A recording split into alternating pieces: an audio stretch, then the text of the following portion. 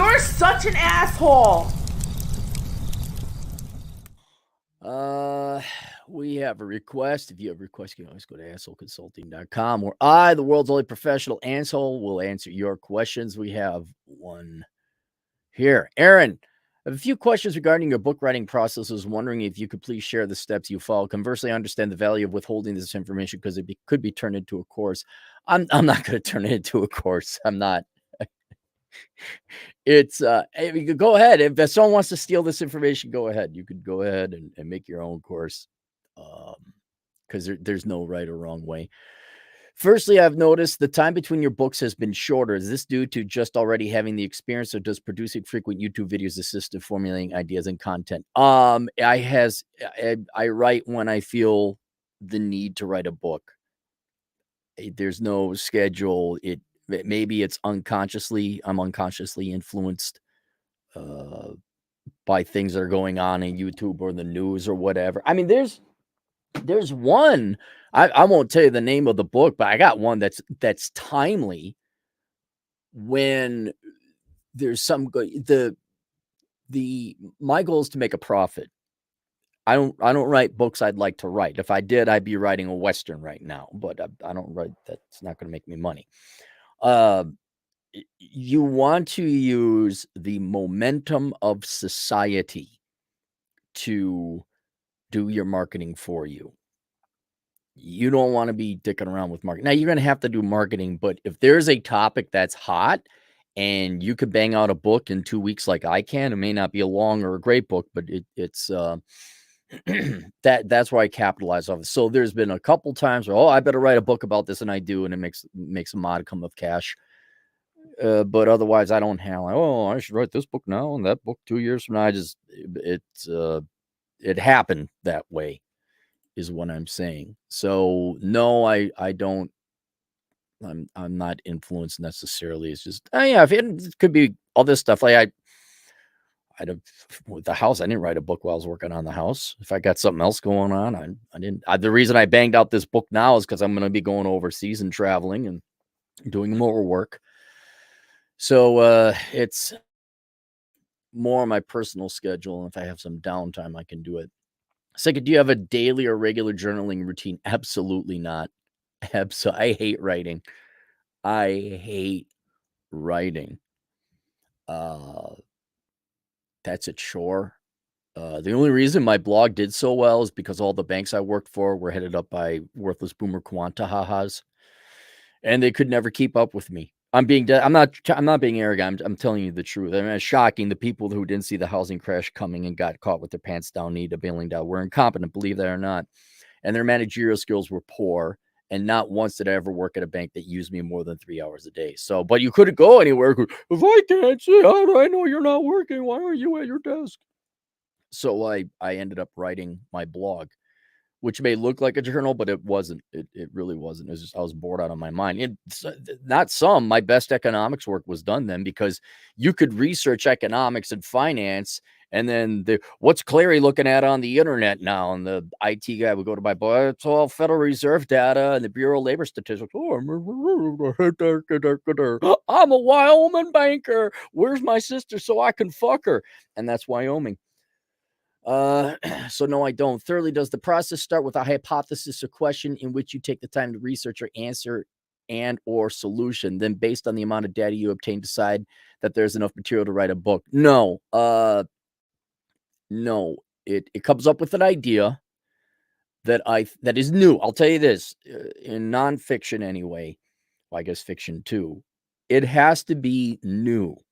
For example, the Book of Numbers was a new idea where everyone is talking and we're comparing notes, and it was all personal experiences and anecdotes, and the culmination of which would get a general opinion, an assessment of reality, what's going on.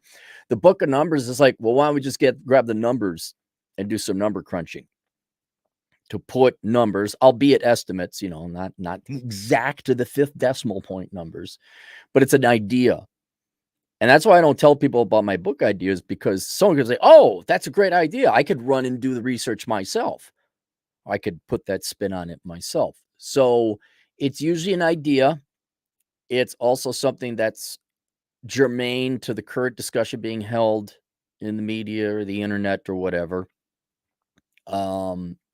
Increasingly, as my audience has grown, it's what would my audience buy? Obviously, it's a money-making operation for me. I do not get to write what I want. This is like writing a 300-page book report every time. I mean, it's more interesting than banking, and yes, I do have some intellectual interest in it. But it's does it make money? Will it sell? Okay, here we go. But there's no hypothesis or question I have. There has been a couple times where I don't know where the data is going to come out on this, but I usually have enough data and research in the past almost 30 years of my life. I kind of know where it's going. I also don't have to go out on a big limb. I just assume people are pieces of shit. They're lazy. And I go out and I find the data. Oh my God, people are pieces of shit and they're lazy. For example, the new book coming out, A World Without Men. Did I know for a fact that less than half of women were working real jobs like tradesmen and carpenters and engineers and accountants? No, I did not. I knew data about college majors. I knew 85% of women choose worthless, fluffy degrees. Did I know about the remaining percentage of women? How did I know the women who didn't go to college didn't all become linemen? Well, you can look around and know that the effort you put into the research, you're not going to come far away from what you're guessing. And so with A World Without Men, I knew generally A World Without Men, the thesis is that it would suck. It would be a lot less poor standards of living, and significantly so compared to what we have today. Then I pull the numbers, and it's even worse than I thought. So as long as you're intellectually honest with yourself and you have enough tangent adjacent data, then you're not in the position of your standard academic in the United States where you got to cherry pick data and bias your information to make your thesis, at which point, why are you even writing that? I'm not intellectually dishonest. I've said, okay, well, here's a thesis. I'm pretty sure that's how it's going to end up being. And 7 out of 10 times I get the actual data. I'm like, whoa, it's worse than I thought. So there's that. Last, I was wondering if you had book ideas that did not make it to fruition or maybe on the back burner. Yeah, a lot, but I'm not telling anyone those because those are my money makers. So there's that. Now, so that answers your question. Let me just go through my process for those of you who are aspiring authors and writers, which I encourage you to do. I encourage people. Ironically, I'm all for people doing their own podcasts and YouTube because it costs you nothing except time, and you never know. People might like your personality. It's not even necessarily like Rush Limbaugh writes a book, everyone's going to buy it. Why? Because Rush Limbaugh's a good writer? No. I don't even, Lord knows if he even wrote his own book. People like Rush Limbaugh, the personality. So that's why I recommend people give it a shot. You never know where it's going to go. But the first thing, as I indicated before, I need to make money on it. It's got to sell. Even my worst sellers, I ended up getting paid around $50 an hour when you take all the time of writing and research and marketing and compiling the book and pushing it out. I was still making about $50 an hour on them for the amount of time that I wrote. And so give up this idea. It's the classic college degree. Are you going to choose to do what society wants you to do, or are you going to choose what you want to do and try and force society to buy your shit that it doesn't want? So you want to write a book that society wants. What that is, depends. Especially depends on the field you're in and what audience and network you have, which would be the second thing. For example, Tom Likas, I owe a lot of my success to Tom Likas because he was kind enough to run ads at very affordable rates, I might add. This is going 12, 15 years ago when I wrote Worthless.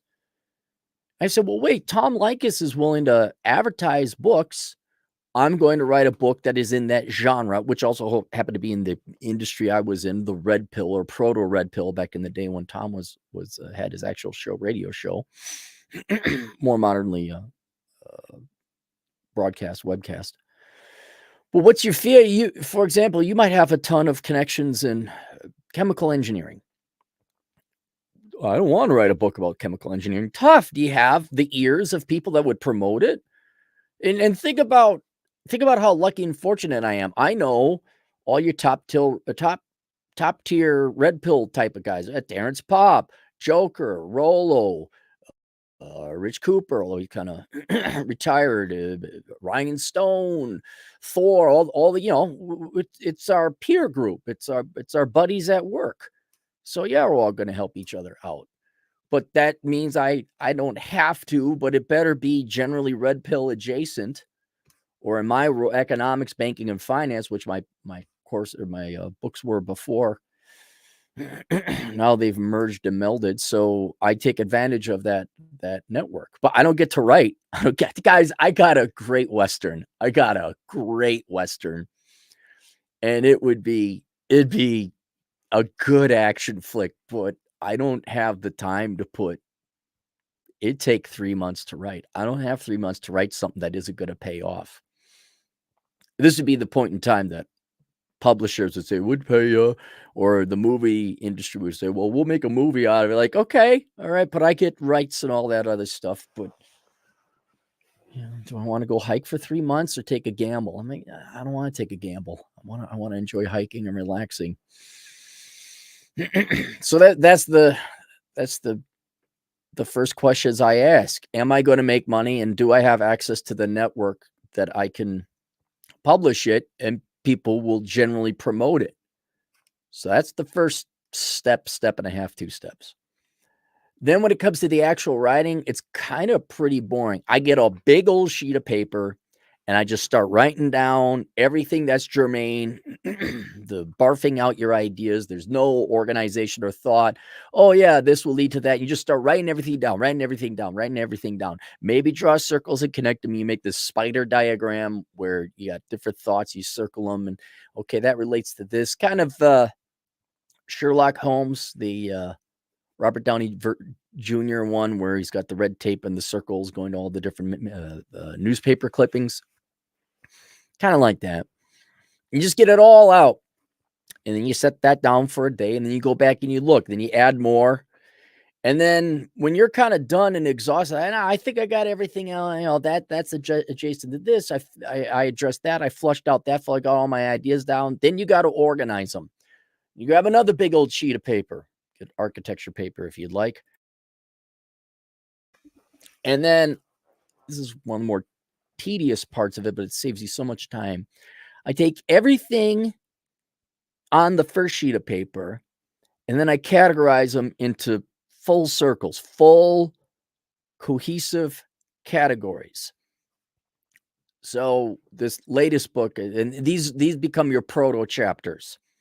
So I have my big sheet of paper, World Without Men, everything from labor force participation rates to women's philosophical opinions of men nowadays to world's reserve, all of it. And then I said, okay, what are these? What are the logical categories these all fall into? And on top of it, you have to have your thesis. So then I skipping a little. You have to have your thesis at the top, so you know the categories I put together must fall and prove into this thesis.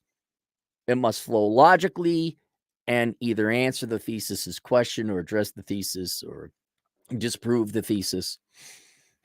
So you're always reminded, how does this fit? How does this fit? How does this fit? Because you'd be tempted, oh, this makes logical organization sense in this way, but that doesn't address the thesis. And you can even off to the left start drawing general, like a logical line of reasoning. Okay, well, I should really prove this first, like intro. Here's the data, some analysis, conclusion. But then you take that first sheet of paper and you start putting them into big general categories. Aha. And now, introduction, data point, main point number 1, main point number 2, main point number 3, all with the data. Now it starts, that's how it should fall into these circles. And then you take every bit of data that you have on that first sheet of paper. You should have it transferred then. And I cross them out on the first sheet of paper, make sure I leave no information behind. I put them into their general categories. Those then should logically slot into the rough outline I got going on the left side of the sheet of paper. And you'll organize the charts or the chapters individually when you get there. But by that time, now you know where you're going. You got a rough map. Here's the thesis, intro, data, or argument number 1, argument number 2, argument, however many arguments you got. Some analysis at the end, or maybe you analyze at each chapter. Conclusion, which should be a pretty short chapter because your data should have proven it beyond a shadow of a doubt. And then maybe depends if you are action. Well, what do we do? Which sometimes I leave it, sometimes I don't. So now you got these concrete general points chapters. And now you grab, this doesn't have to be a big sheet of paper. Now you grab a regular sheet of paper and you start organizing your chapters and there has to be a thread. There has to be a logic in which these points are made. If you look at Bachelor Pad Economics, it's chronological, where I start with the decisions you're going to make youngest all the way up until death, where you're doing estate planning and wills and that kind of thing. I'm trying to think. The menu, what did I do there? There's a logic. It just is, I'm going to barf out this idea and barf out that idea. No, it chronologically, maybe just simple logic, most important points first, supporting points second. There should be an obvious way you organize those charts so that they flow. And then at the bottom, you got your conclusion. And then once you settled, and you don't have to provide details yet. That's what the second paper is for. You just get in chapter 1, 2, 3, 4, 5, 6, 7, 8, 9, 10, or whatever. Does 3 come before 4? Does 1 come before 2? And then once you figure on that, now you start outlining your individual chapters. And I have at least 1 page per chapter. And now you just kind of repeat the process again. Now you have all your ideas on that first bullet that goes into chapter 1. That too should be organized in a logical way, chronologically, logically, order of importance. It's up to you how you do that. And you go through and like, okay, I'm going to make this point first, this point second, this point third, a concluding chapter, boom. And you want to do this. The reason I put so much effort into outlining, because it saves you so much time of where do I take this now? You don't want to be asking yourself, where do I take this now? You're on to the next point. You want to be writing like you're a military intelligence analyst debriefing, the Joint Chiefs of Staff. Get to the point. Here you go, here you go, here you go.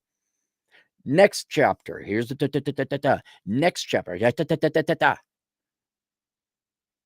So by the time your outline, you should have a general outline of, here's the intro, chapter 1, 2, 3, 4, 5, concluding chapter, all supporting the thesis.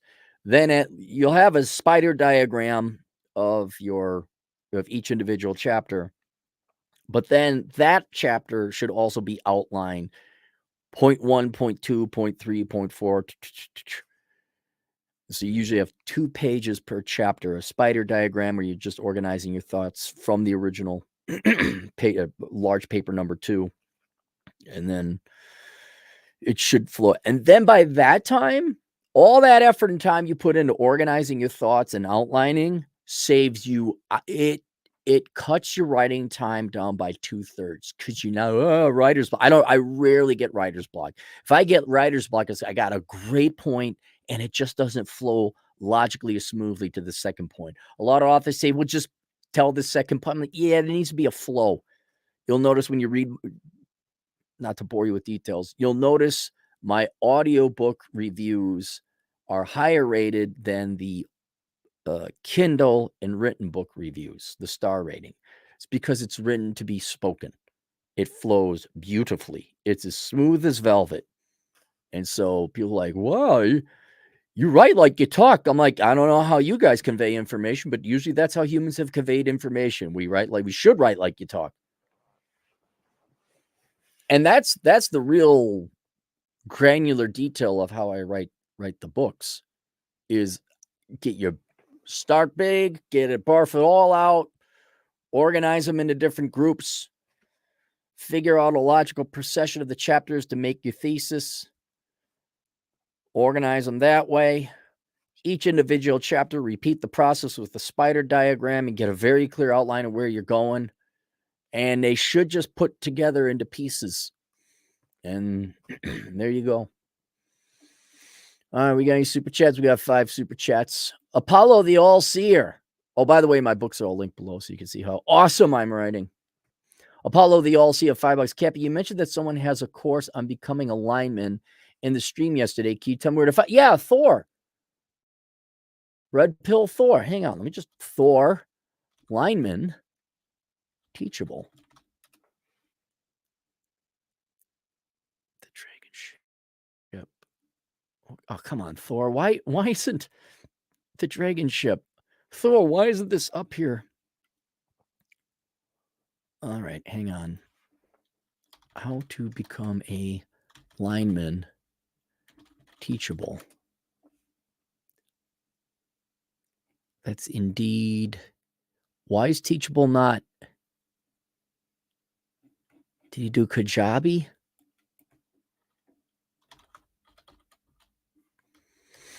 Yeah, you're right. Let me take a look here. Let's find it. Red Pill Thor. I'll go to his main site. Okay. Gumroad. That's what it is. It's Gumroad. I apologize. Here it is. I'm sorry. It's Gumroad. I'll put it in the chat room. How to become a power lineman consultation with Thor. Yeah, all this includes documentation, example, resume, all contact. But yeah, this is it. This is the one. Let me post that in the audience. Here you go. There it is. Yep. And that's through Gumroad. I apologize.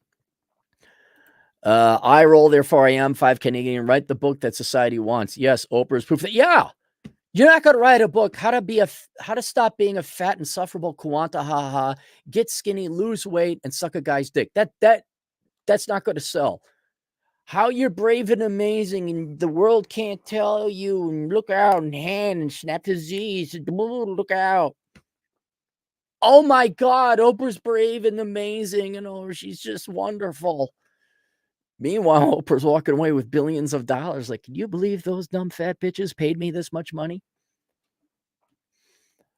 Yeah, you're the only reason I write Red Pill is because men want to get laid, and you have to be empirical about it. But otherwise, yeah, write lies, especially for a female audience. Oh yeah, you just need your master's, girl. Lean in, girl boss. How to eat your vegetables and exercise, that ain't going to sell. You can have your cake and eat it too,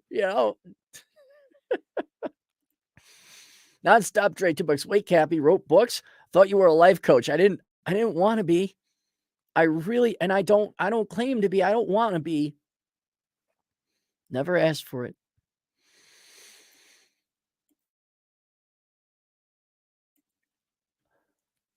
Nonstop Dre, dude, bro, you can use the AI to make a book and say you wrote it. Dude, bro, yeah. Like, people won't see through that.